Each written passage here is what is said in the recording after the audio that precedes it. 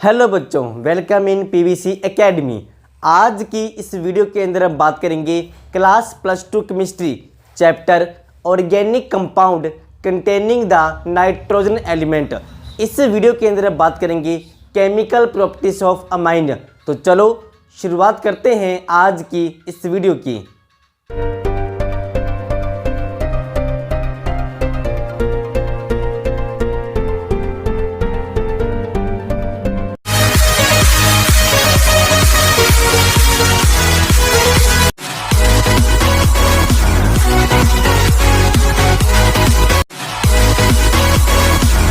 तो आज का हमारा topic chemical properties of amines.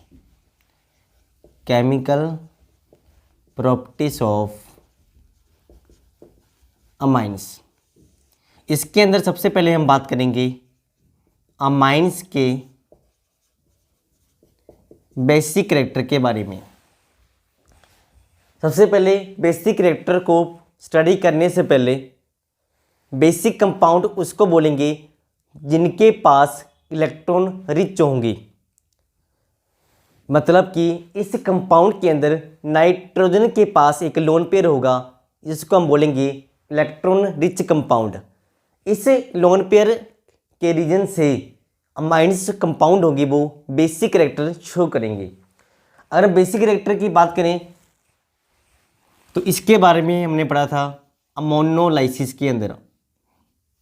Ammonolysis के अंदर अगर ये कंपाउंड बेसिक कैरेक्टर के हुए तो ये कंपाउंड एसिड के साथ रिएक्ट करके सॉल्ट की फॉर्मेशन करेंगे। तो एक बार चेक कीजिए, आपके पास अमाइन, आपके पास एक एसिड, दोनों आपस में रिएक्ट करेंगे और आपके पास बनेगा R2NH। यहाँ से एक H रिमूव हो जाएगा और अगर सेकंड फर्दर रिएक्ट करवाएं कंपाउंड को तो आपके पास टर्शरी अमाइन बनेगा। लास्ट में आपके पास बनेगा क्वाटर्नरी अमाइंस R4NX। तो इस अमाइन के बेसिक कैरेक्टर को शो करने के लिए आप इस कंपाउंड को रिएक्ट करवाओगे एक बेस के साथ। सॉल्ट को रिएक्ट करवाया बेस के साथ, आपके पास बना NaX सोडियम हैलाइड, इसके साथ बना प्राइमरी अमाइन और लास्ट में बना वाटर। तो इस तरह से आप अमाइंस के बेसिक कैरेक्टर को बता सकते हो।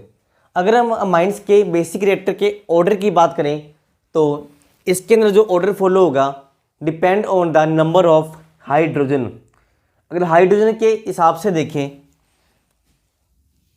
टर्शरी, सेकेंडरी, फिर प्राइमरी। क्योंकि टर्शरी के अंदर क्या होगा,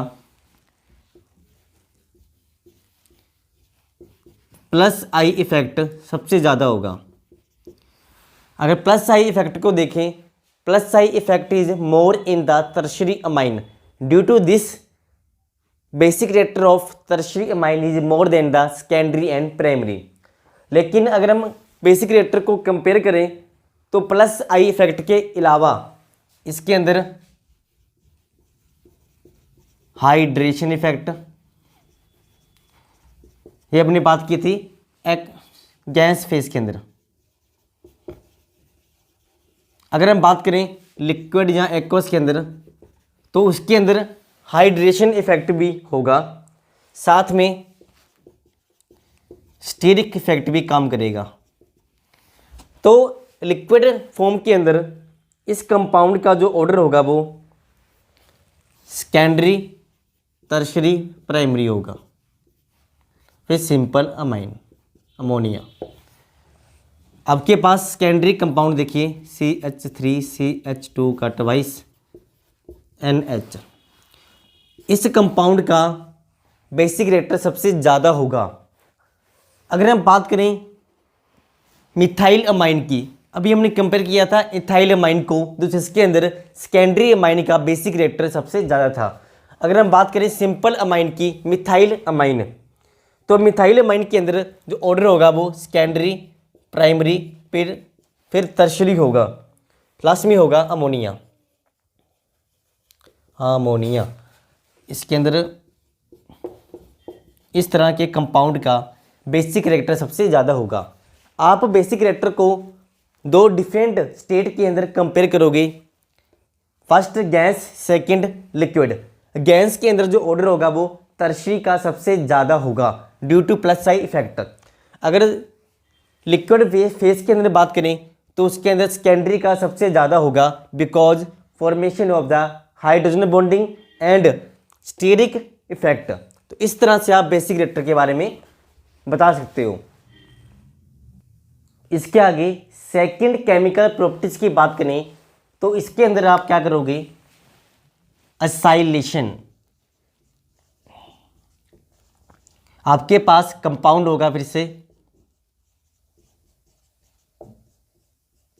अमाइंस का, इसको आप रिएक्ट करवाओगे विद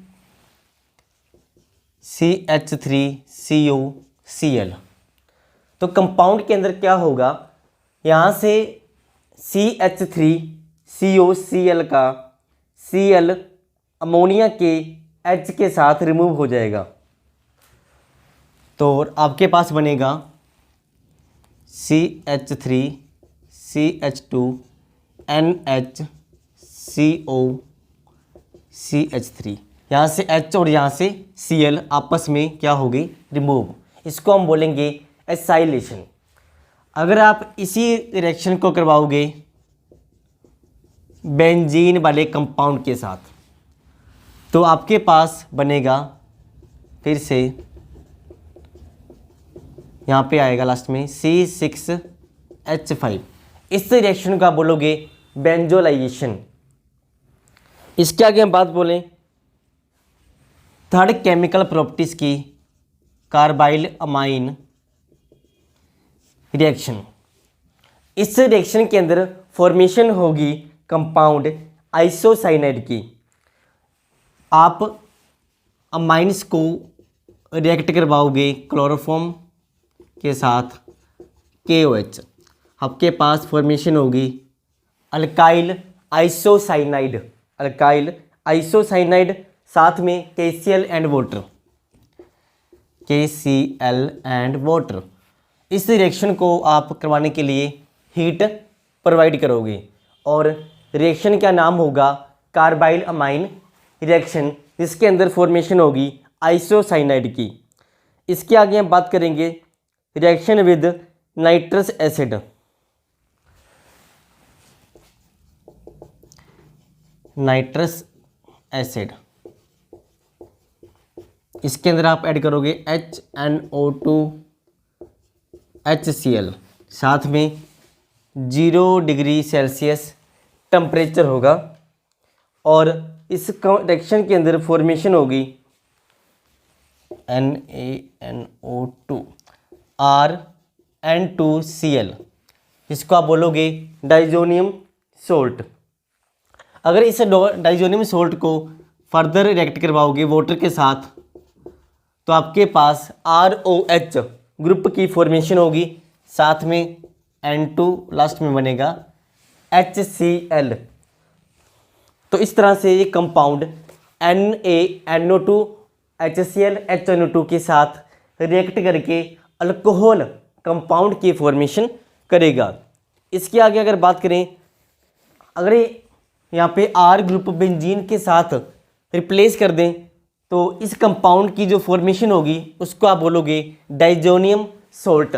डाइजोनियम सोल्ट। इसके आगे हम बात करेंगे reaction with aryl sulphonyl chloride. अगर इस कंपाउंड को अराइल सल्फोनिल क्लोराइड, इसका जो फॉर्मूला होगा वो बेंजीन के साथ SOCl, इसके साथ आप रिएक्ट करवाओगे तो फिर से यहाँ पे HCl रिमूव होगा और फॉर्मेशन होगी SO2Cl। यहाँ से SOCl रिमूव होने के बाद NH फिर R। तो इस तरह से एक कॉम्प्लेक्स कंपाउंड की फॉर्मेशन होगी। इसका नाम होगा एन अल्काइल बेंजीन सल्फेनोअमाइड। इसी तरह से आगे हम बात करते हैं इलेक्ट्रोफिलिक सब्स्टिट्यूशन रिएक्शन। अगर कंपाउंड आपके पास हुए एरोमेटिक, एरोमेटिक का मतलब आपके पास होगा एनिलीन। एनिलीन कंपाउंड के अंदर रेजोनेंस होगी और रेजोनेंस जो होगी वो +R इफेक्ट वाली होगी, जिसके अंदर क्या होगा, नाइट्रोजन ग्रुप के लोन पेयर ऑर्थो और पैरा पोजीशन के ऊपर रोटेट करेंगे। मतलब कि इसकी ortho and para position active होगी। अगर आप इस कंपाउंड एनिलीन की करते हो ब्रोमिनेशन, मतलब कि आप ऐड करोगे Br2, तो क्या होगा, ऑर्थो और पैरा पोजीशन क्या होगी, एक्टिव। तो कंपाउंड की ऑर्थो और पैरा पोजीशन पे लग जाएगा Br, इस तरह से।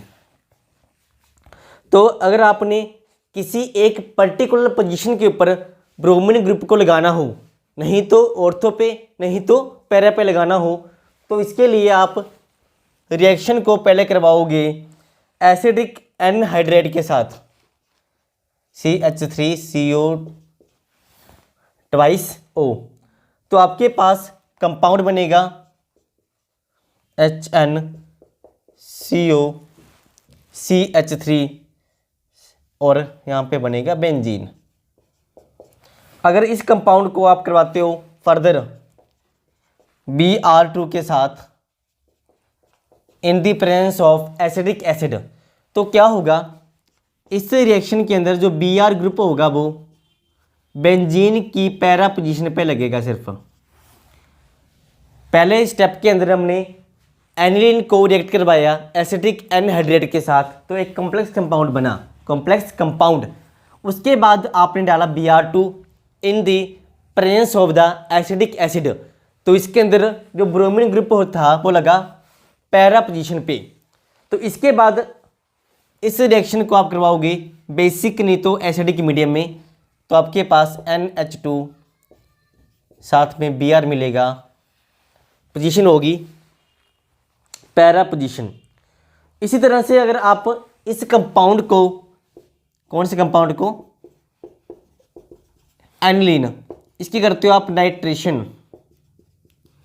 नाइट्रेशन, तो ये NO2 कंपाउंड होगा, ऑर्थो और पैरा पोजीशन पे लगेगा। अगर आप फिर से अगर एक पर्टिकुलर पोजीशन के ऊपर NO2 को लगाना चाहते हो तो आप फिर से इस कंपाउंड को पहले रिएक्ट करवाओगे आप एसिडिक एनहाइड्रेट के साथ, उसके बाद HNO2 के साथ रिएक्ट करवाओगे। तो उस कंडीशन के अंदर आपको सिर्फ पैरा पोजीशन के ऊपर NO2 ग्रुप मिलेगा। इसके साथ अगर आप करवाते हो इस कंपाउंड की सल्फोनेशन, NH2 H2SO4, तो क्या होगा, इसकी पैरा पोजीशन के ऊपर ग्रुप लगेगा SO3S, इसका नाम होगा सल्फ एनिलिक एसिड।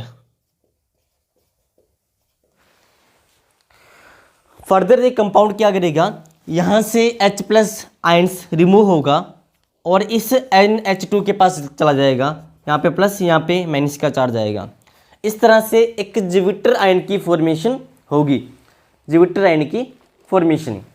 अगर आप इस कंपाउंड को रिएक्ट करवाते हो विद एनहाइड्रस AlCl3,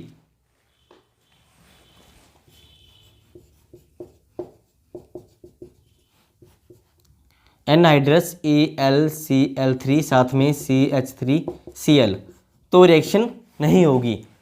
एनिलीन सिर्फ फ्रीडल क्राफ्ट अल्काइलेशन रिएक्शन को शो नहीं करता, इसके अलावा असाइलेशन, ब्रोमिनेशन, नाइट्रेशन, सल्फोनेशन सभी तरह की रिएक्शनें शो करेगा। तो इस वीडियो के अंदर हमने बात की केमिकल प्रॉपर्टीज ऑफ अमाइंस के बारे में। तो इस तरह से हमारा आज का टॉपिक कंप्लीट हुआ।